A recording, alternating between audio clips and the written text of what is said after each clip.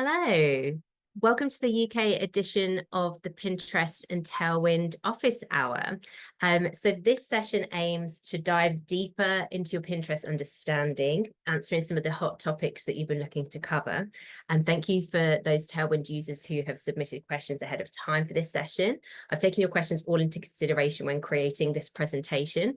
So I hope you'll find that your answers are woven in here. If you have any follow-up questions, please feel free to pop some in the chat, and we'll get back to you with any specifics, but hopefully a lot of stuff is covered here today. So today's session is hosted by Susan Moeller, Director of Marketing at Tailwind. And you'll be hearing from me, Michelle Pinchard. I'm Strategic Partner Lead at Pinterest UK. And I work with platforms like Tailwind and also creator agencies with the goal essentially to educate the UK ecosystem.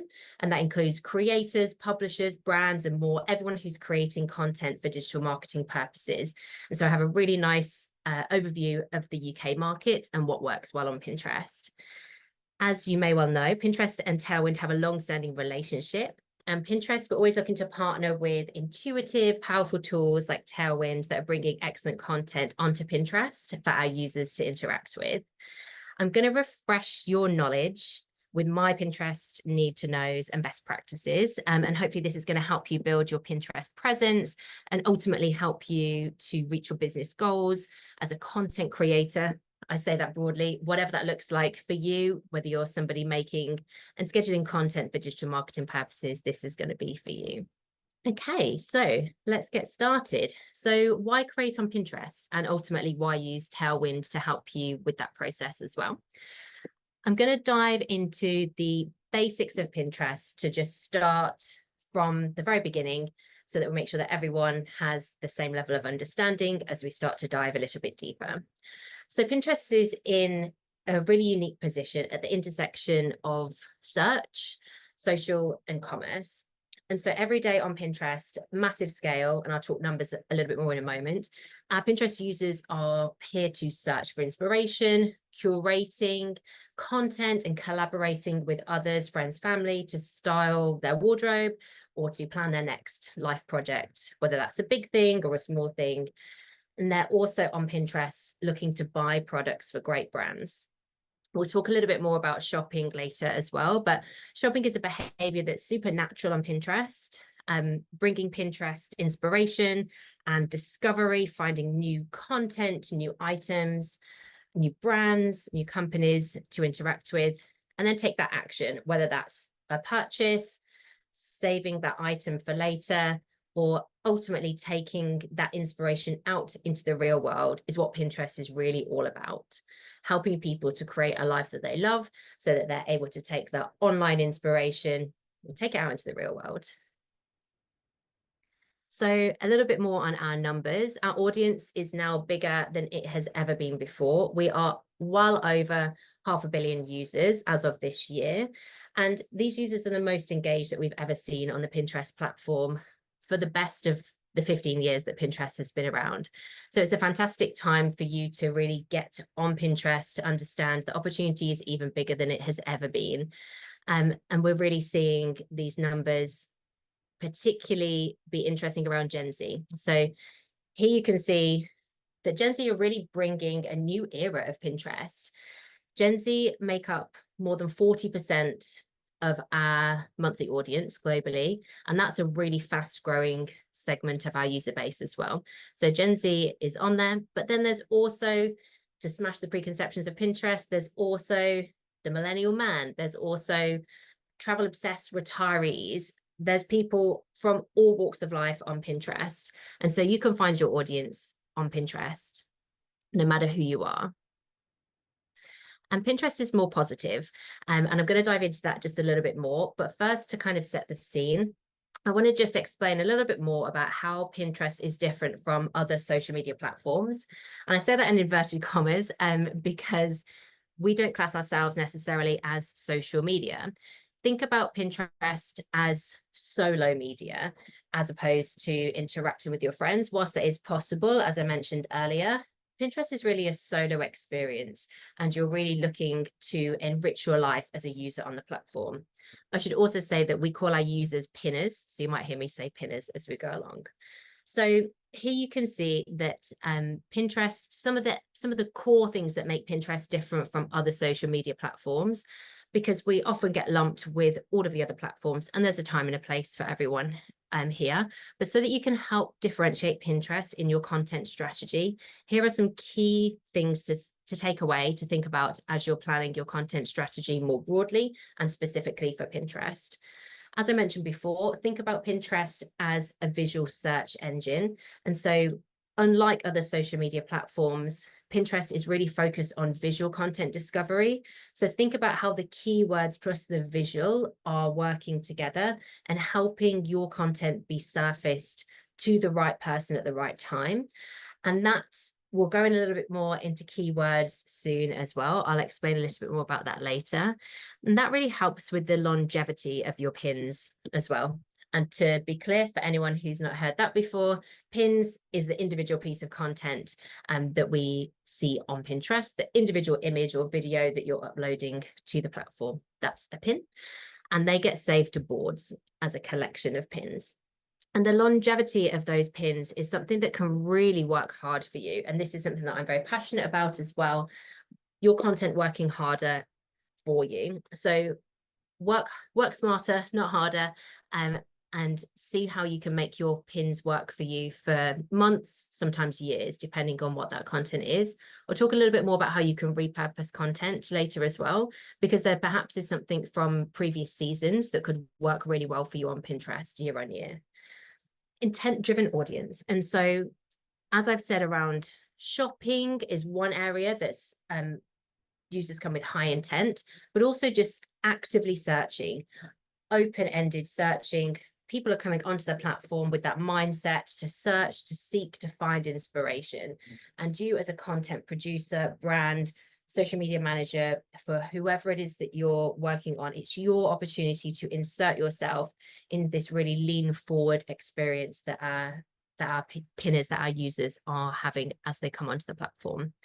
And then talking of how you're going to get your content in front of those people, think about saves of the individual content rather than likes or followers of your profile. So whilst you can have followers on Pinterest and whilst people can like the content on Pinterest as well, the deep action that users, our pinners, can take of saving an individual piece of content is a really deep and high intent action that they're able to take when they engage with your content. That save action allows your individual pin to live on through the ecosystem for longer to more people. And that also doesn't matter if somebody is following your profile specifically. If people are taking the action to save that content's going to fly across our ecosystem, and it's not going to be restricted to be delivered just to your individual followers. So it helps to open up that world for you on Pinterest. And then this is my favorite reason to be on Pinterest. As a user, as a brand, a creator, or a marketer, Pinterest is a positive place, and the fact that it feels like such a safe space. As I say, time and a place for every platform, and Pinterest provides a different experience to those other social media platforms that we're alongside too often. So thinking again as Pinterest as solo media rather than social media, pinners are coming with that intent to enrich their lives with the new projects, ideas, those big or small ideas, whether it's the big life moments or the small everyday moments that ultimately are super important to them as well. Your content has that chance to connect with the millions of users that are looking to do that. So think about how you can inspire them to take action that's aligned with your business goals as well. And here you can see on this slide, we've done some research to prove out that that feeling of positivity has such a beneficial impact on our users. One research study that we took on was saying that 9 out of our 10 users on average said that they view Pinterest as an online oasis, which is lovely. And I think really paints the picture. Literally, this picture here is my version of an online oasis. So it's the online oasis, that feeling of leaving the platform, feeling enriched, feeling like you've done good for yourself rather than feeling drained. And that's something that we're really proud of. And that you can also, as somebody creating content on Pinterest, think about how you want your customers, your audience on Pinterest to leave feeling as well, and how you can be additive to their lives there. And then secondly here, we conducted a study with Berkeley in the US, and this is incredible. It showed that 10 minutes of Pinterest a day for the Gen Z users, the cohort that we worked with on this research study, it helped dramatically combat stress, social disconnection, and burnout. And so think of Pinterest, or a company that wants to do well by doing good. And I hope that helps you to understand more of the mindset of our users that are ultimately your audience as you're creating content on Pinterest.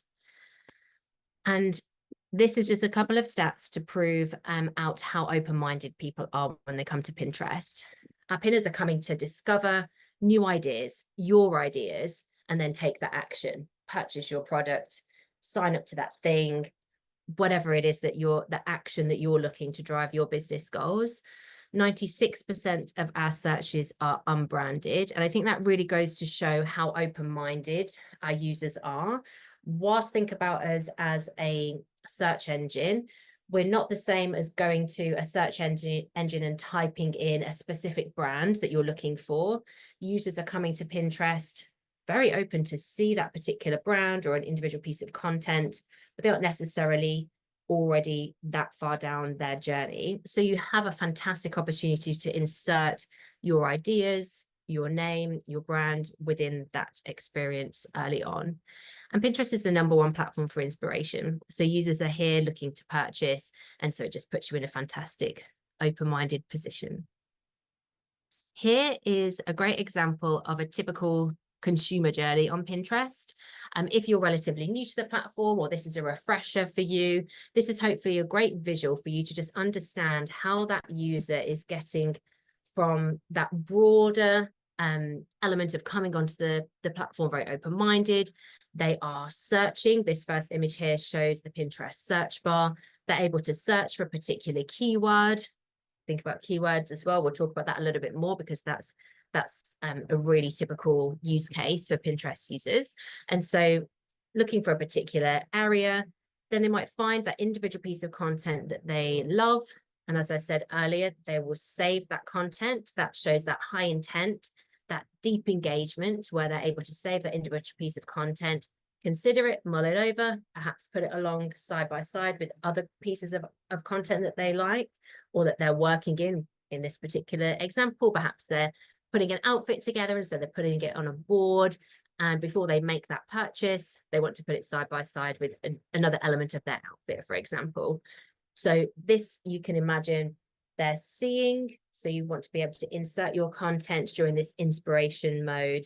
They're saving, you want your content to be able to feel savable, whether it's a call to action that drives that person to save that for later, save this to your fashion board, save this to your hair board, whatever that particular element is that you're looking to drive, and then shop. Then they can try that idea in real life if they're shopping, or if they're able to take it into the real world in a different way.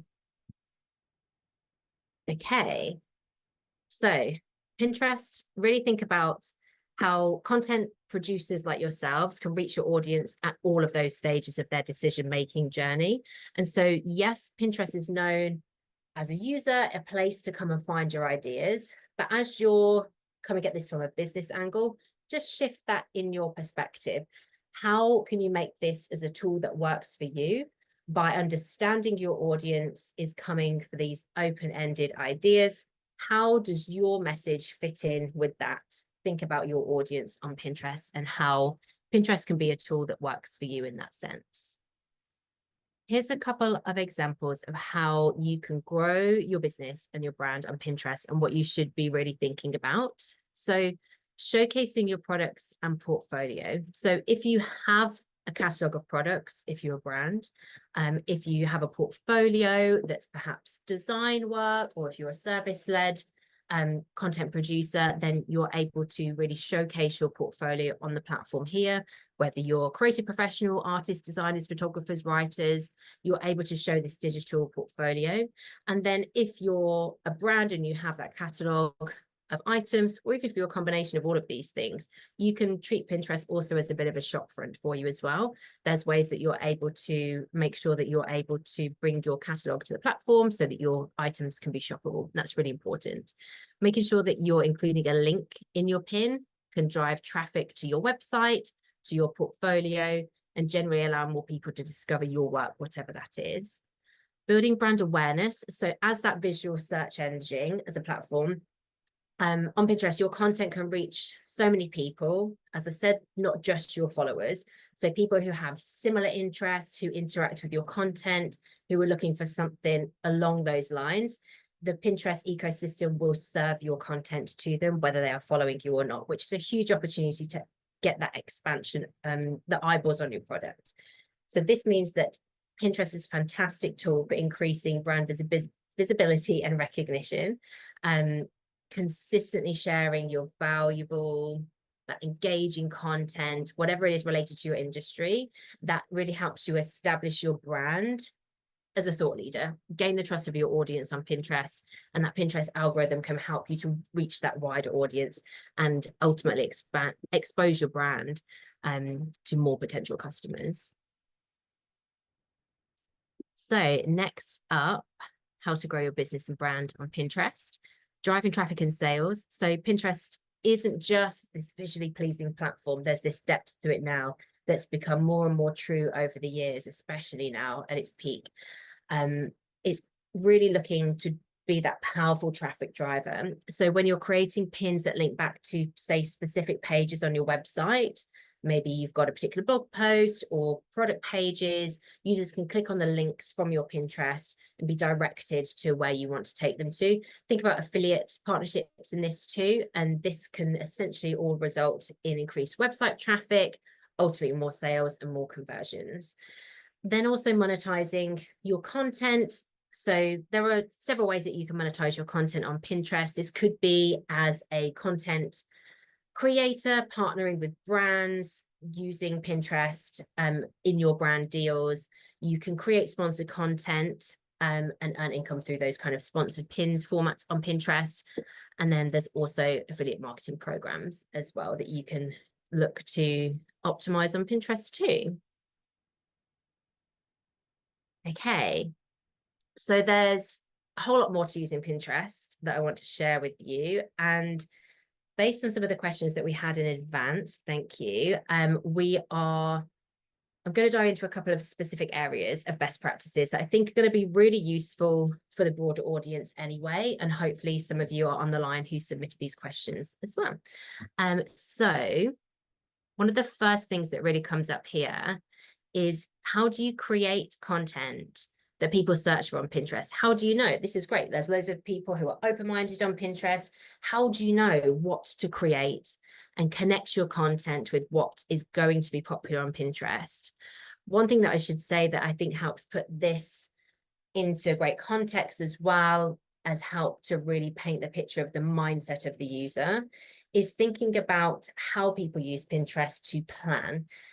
People are looking forward on Pinterest. So whether that's somebody who, as a user, is coming to the platform to plan that big life event or the dream life event that may even not happen, they're manifesting it on Pinterest, and it's 5 years in the future, or it's 1 year in the future, it's 6 months in the future, it's next month, or it's simply something that's going to happen tomorrow. It's the dinner they're going to plan tomorrow, it's the party they're hosting next week, it's the outfit they need to wear for this thing that's coming up. And so think about how people are always looking forward, whether that's much further into the distant future where you can help influence them down the line, or whether it's something that's more immediate and is happening later that day, tomorrow. So because of that, we also have fantastic data of what users are wanting in the future, which is incredible if you think about it. A lot of the other platforms are kind of in the moment or retrospective, and Pinterest, people are planners, and so it's really looking forward. So think about how the trends that you see from, and I'll dive into this a little bit more, Pinterest trends are really powerful, and how you can weave them in to your existing ideas, content. Perhaps it's a reframe, perhaps it's a keyword that you're able to bring your content together to match what people are looking for on Pinterest, can be really powerful and can really help your content to be connected to people in the right way. Has this loaded? There we go. 1 second, it's been slow on my side. Okay, that's loaded properly for me. Sorry about that. Okay, so these are we've touched on these, but to dive in a little bit more, so seasonal content is something to really think about. And again, they kind of all merge together, these three. Think about seasonal content. This could be, as this beautiful picture shows, a summer holiday that's coming up. Think about how that looks in your market, but also across the world. How does that work for you, depending on where your audience is based? Seasonal moments, of course, could be something like Christmas. They could be Mother's Day. They could be a general thing that happens culturally in your part of the world or in your part of the country in that moment. And so this is a really interesting thing, because we have huge seasonal bumps in searches coming up when people are planning around seasonal moments. Then, of course, we've got trending content, and this is something that could be a much larger trend that we see happening, bubbling up over time, becoming a thing. Barbiecore was something for a long time. We're still seeing those gorgeous pops of pink as well. And it was something that bubbled up way ahead of the movie marketing coming out, for example. So Barbiecore is a fantastic example of how a trend can last for a very long time. It can bubble up very early on Pinterest, kind of be incubated as a trend on Pinterest, and then launch out into the world in all other platforms and in the real world. And evergreen, so content, as I say, any of the seasonal content, for example, could continue to come back year on year. That Christmas content, that Halloween content could come back year after year after year. And so as you're creating the content, as you're creating the wording, think about how there might just be slight tweaks that you make for the Pinterest platform that you perhaps would do differently on another platform, where on another platform, the content might be viewed that day, that week, and then not really be viewed again. On Pinterest, that same content might be viewed weeks, months, years. It could come back the following year, as I say. And so make sure that you've got keywords in there that are relevant, and that you've got things that perhaps stand the test of time. Seasonal content examples. This is a really nice way to just think about what you can be, some tips that you can think about as you weave in that content. Again, think forward a little bit here, because Pinterest uses our planners. So think about that seasonal content and what's going to be coming up. What have you already got, either from last year, or what have you got in the works for this year that you can make work for you for Pinterest? A couple of examples of what we would say seasonal is, so Halloween, Pride Month outfits, which we're in the depths of right now, which there's some fantastic Pride content on the Pinterest platform where people are looking for outfit inspiration for Pride marches in their countries, in their cities. Summer aesthetics, we're in the summer right now.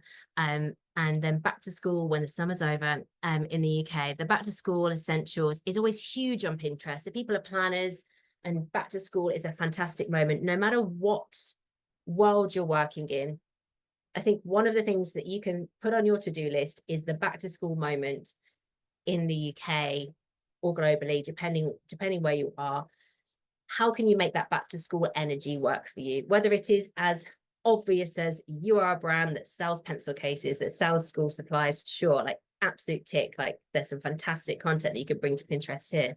But more generally, even outside of people who are actually at school or have children at school, for example, that September energy, that kind of halfway-ish through the year reset, where people are looking to kind of just check in with themselves, check in with their lives. What are they going to achieve for the rest of the year? What are they going to do in the real world? And so there's loads of ideas that you can do around this moment in time, and calling it kind of back to school gives us that container. But ultimately, it's kind of a feeling that people are planning around as well. Think about how that kind of content can work for you. As I say, here's a stat here. So Pinterest being the #1 platform where people are going to plan, they're just looking earlier than anywhere else. So consider how you might be bringing Pinterest in earlier, making sure that you've got content that works for you ahead of time, so you don't miss that planning arc of our users. We've got some really, really great tools for trends on Pinterest. There's a Pinterest trend tool, and which you can simply search on any search engine, just simply search Pinterest trend tool. You'll be able to find it there.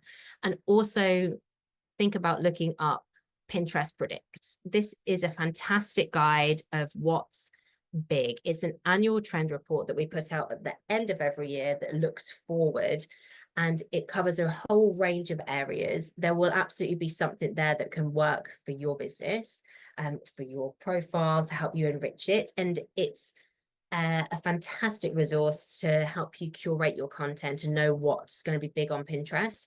As I say, it's a look forward. Over 80% of our predicted trends for the year come true, even during the pandemic when everything was so uncertain. And so it's a fantastic resource for you to be thinking about trends as well. And we'll talk a little bit more about keywords as well in a moment, and I'll weave trends into that because I think the two are very nicely combined. Here we are with the evergreen content. So this hopefully is a really nice visual for you to understand how to think about your content being evergreen. And so those big life moments, weddings are a classic on Pinterest, but it's so much more than that. It's those big life moments, whatever they are for whatever user is looking for. There's these fantastic big life moments, whether it's buying a house, renovating, getting married, traveling, starting college, starting university, these large life moments, as people are using Pinterest to really plan for these, and then they come back for a different cohort year after year after year. And so think about how your content can honor that year after year, month after month, and just keep on living for you, driving content, whether it's to your website or to a particular area that you're looking to convert.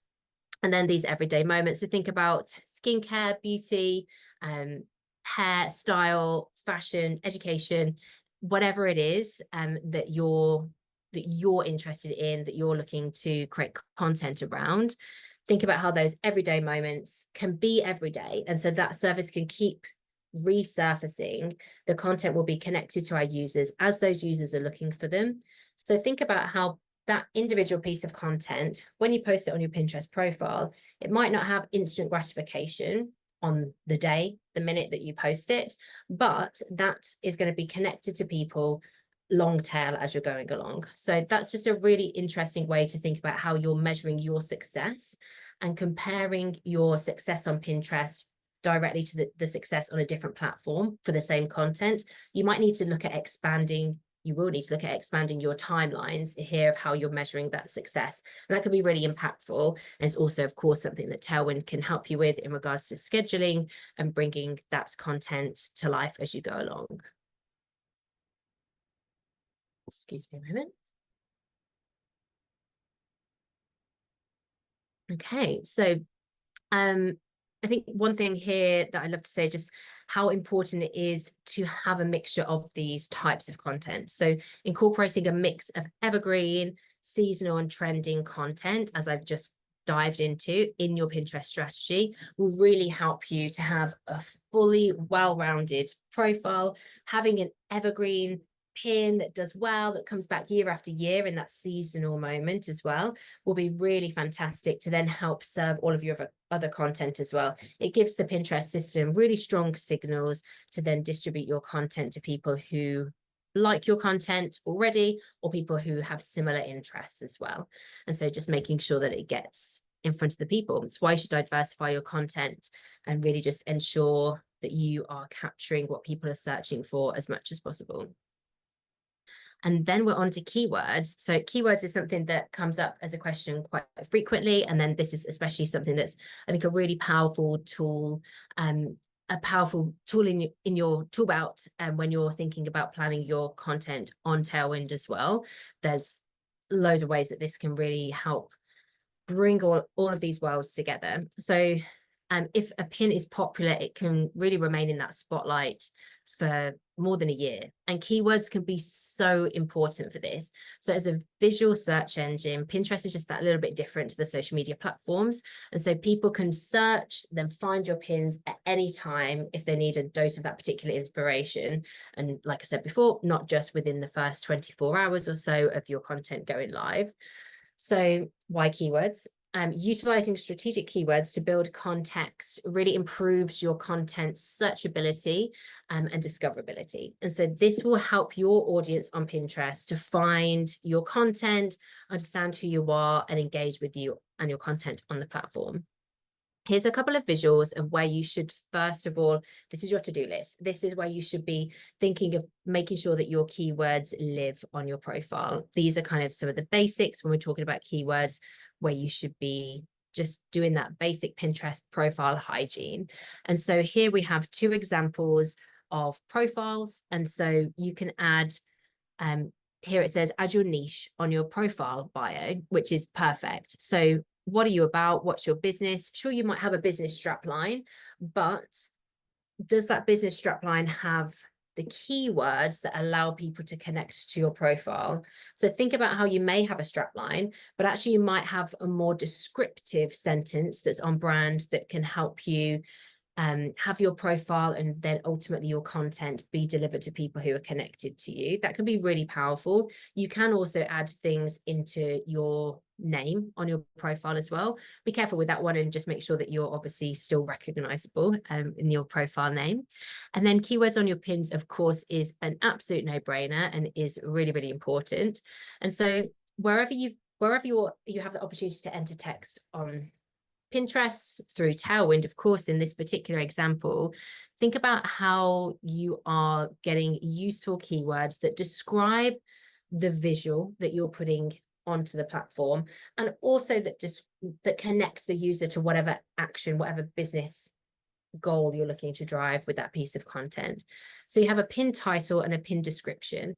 There's a lot of space here where you can really make sure that you've got some fantastic keywords. And then also here, there's an option to have tags. So keep tags really broad. So for example, this is an example of home decor, home office. For example, keep them broad. They don't have to be super, super niche when you're thinking about tags. And then also one thing that sometimes can be forgotten is as you're uploading that individual piece of content, as you're scheduling it on Tailwind, for example, consider what board that's being saved to ultimately, because the name of the board helps give Pinterest a signal as to what type of content that individual pin is. So your boards on your profile as a brand, as a creator, they all have names. Say it's this particular one, it's a particular home brand, and you have an armchair section. And so making sure that this is saved to the armchair board, it gives us another layer of keywords to identify that content, to give the Pinterest system a signal, say, yeah, that one's saved to an armchair board and it has armchair in the keywords, it's home decor, we're going to serve this to that person who's searching for similar things. And so think about how those keywords all layer up and ultimately are really clear signals to the Pinterest system that obviously gets put into a magical part of the algorithm and distributes your content through to the right person at the right time. And so how do you find which keywords to use? And this also harks back to the trends and thinking about how should you be using particular trending words or slightly different words that you would perhaps use on other platforms to describe your content on Pinterest. This is a really, really easy way to do. The first image here is an example of simply doing it in your app. So opening up your Pinterest app, excuse me, and going to the search tab, you can discover the most popular keywords that are related to your niche.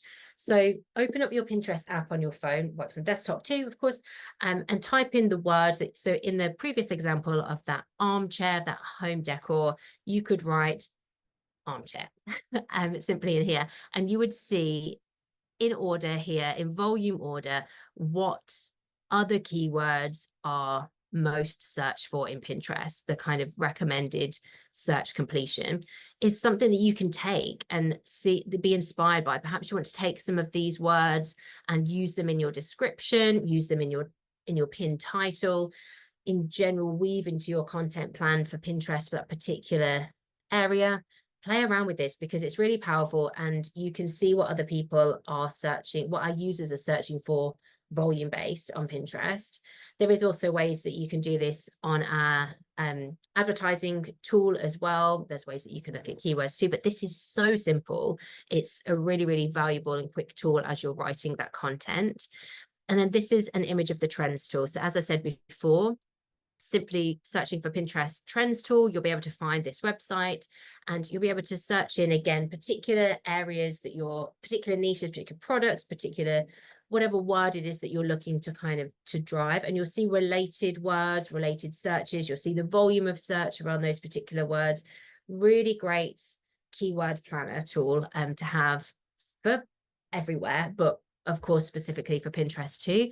But what you find here can also be a really impactful and insightful tool for you to take into your wider content plans. Remember that the data for this trends tool is that forward-looking data that I was talking about from our users, that you might not necessarily get on other platforms, where people are looking into the future, short-term, long-term, and you'll be able to see trends bubbling up and living on over time on Pinterest. So as a quick refresher, these are really some of like the number one things that you should be doing around keywords and in general for profile health. Number one, actually, number 0 is make sure you've got a business account, which you should all have if you're at this stage, but double check, make sure that you have a business profile on Pinterest. It's critical. You need it to be able to unlock a lot of these features that we're talking about, and also for analytics. If you have a personal account, you will not be able to see Pinterest analytics on any of your content. So super important. And as we just talked about, think about how your username and your name work together. So you're able to have a display name and a username, same as many platforms, and think about how that's working so that people are able to find that, how that works for SEO for you as well. You're able to claim your website, and newly as well, you're also able to claim your Instagram. So see if that works for you too. Make sure you have that visually appealing profile. Generally speaking, people are going to see your individual pieces of content live on through the Pinterest ecosystem, but making sure that people, as they do visit your profile, understand what's going on here, the boards, that you're able to curate your profile picture, a cover image here that makes your profile look professional. And again, this profile description, the bio is really key. It allows Pinterest users to learn more about you and to really capture what your content is about, and also think about those keywords that you're using for that. Okay. So next section, something that I really think Pinterest is fantastic for if you're a marketer in any sense. Having Pinterest to work smarter, not harder for you, is one of the most beautiful things about Pinterest, and weaving it into your content strategy overall. Like I was saying before, how the content can work for a long period of time for you, how you should probably look to adjust your measurement of success timelines for Pinterest to be a longer window than other platforms. It's more chill than perhaps having to work in much shorter time frames. And so how can you make that work for you and make the content that you already have, the content that you're already planning for different platforms, work for you for Pinterest? So I've just got a few tips here of the types of content that, say you're on Pinterest, but you've not been on there for a little while, or you want to have a refresh of the type of content. Perhaps you're making content for other platforms, and it's the kind of content that actually, if you think Venn diagram wise, the type of content that works for different platforms, there's so much content that you will already have, or even your B-roll that you could repurpose that will work fantastically well for Pinterest. So think about action-oriented. So whether that's like number 1 here, like how to do this thing, and how to do this, the how-to type of content is really, really, really well received on Pinterest. And so make sure that you're able to see if you can repurpose that type of content to make it work for Pinterest. Types of content that perhaps showcase your brand values. Don't forget about that Pinterest positivity. It's something that you're able to really showcase on Pinterest. Our users are really aligned and really looking for positive values. They're looking to understand who you are, what you're about with your content as well. So any content that you have that brings that to life, that showcases that, is really helpful. And then infotainment, we've got here as number 3. So people are looking for that inspiration. They're looking to understand how they can style an outfit, the beauty routines, the day-to-day, the everyday moments, the bigger moments. What can people be watching that's like entertainment, that also gives them inspiration to go and do something in the world that's enriching as well? So if you have content like this already for other platforms, and you're looking to upskill on your Pinterest profile. See how you can perhaps bring some of these items to Pinterest.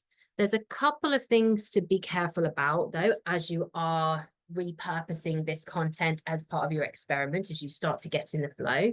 Make sure that you're removing watermarks. You very likely will be penalized if you've got any other watermarks from different platforms as you download from a different platform. So think about the original content that the original video, for example, that you originally uploaded to another platform, use the original video to upload to Pinterest.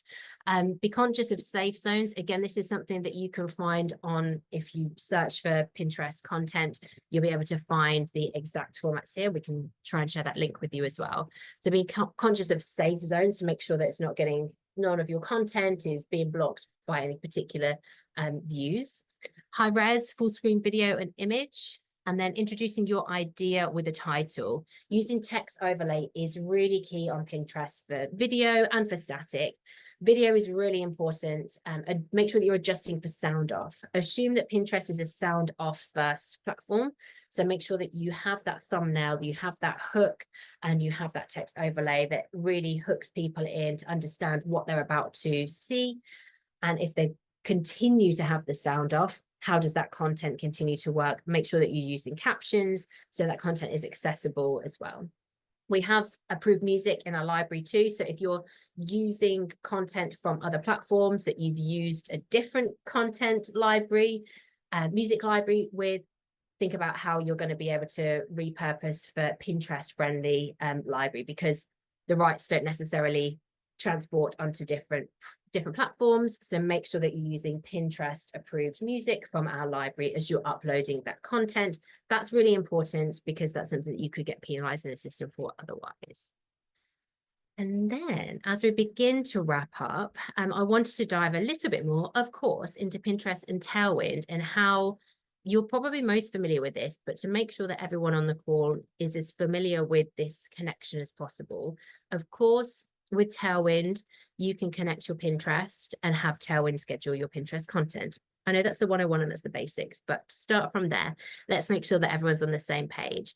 And so here are a couple of things to think about as to the how and the why of using Pinterest, using Tailwind to publish to Pinterest.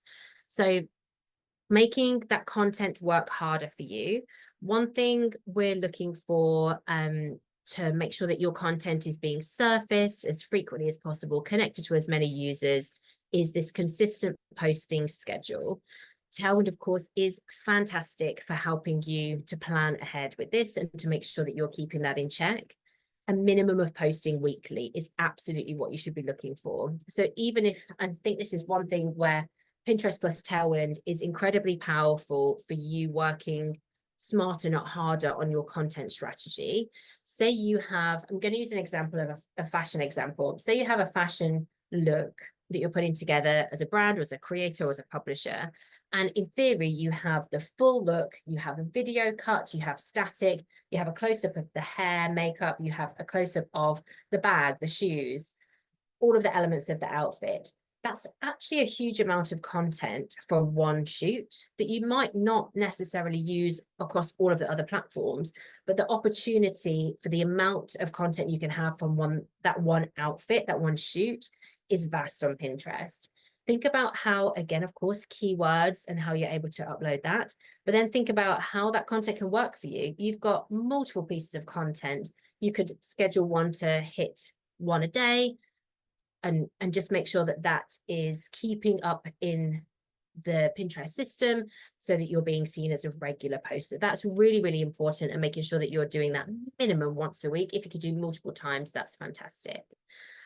Automation, so making sure is just fantastic. So maintaining that consistent presence, even when you're not actively online, perhaps, is a real game changer, I think, with the Tailwind and Pinterest combination. And then analytics and optimization of that, checking what type of content is working well for you. And again, think about how you're looking at your measurements of success here. It could be a fantastic way for you to check in of what's working and what's not. And then using Tailwind, of course, for collaboration and teamwork. So if you are working by yourself, fantastic. It's like an extension of your team. And if you're collaborating with others, it's a fantastic tool that you can make sure that you're able to schedule across multiple areas. So ultimately making sure that this is again, the critical area, making sure that you're connecting your Pinterest account to your Tailwind will really help you to manage that content strategy. And here's just a very quick step-by-step that you can follow if you haven't already done that. So you'll need to log into both your Pinterest account and your Tailwind account. Make sure that you're in those. And then when you're in Tailwind, make sure that you click on either sign up with Pinterest account or add a new Pinterest account when you're in Tailwind. This will then put you through the authorization process. It's very simple. It's very straightforward. And once that hookup is done, then you'll see Pinterest as an option to post to the right profile through your Tailwind. And they are the basics. There's a lot of information. So thank you all very much for staying tuned. And if there are any further questions that we've had in the chat, we'll aim to get back to you individually. And please follow along for any more tips and tricks from Pinterest and Tailwind in the future. Thank you.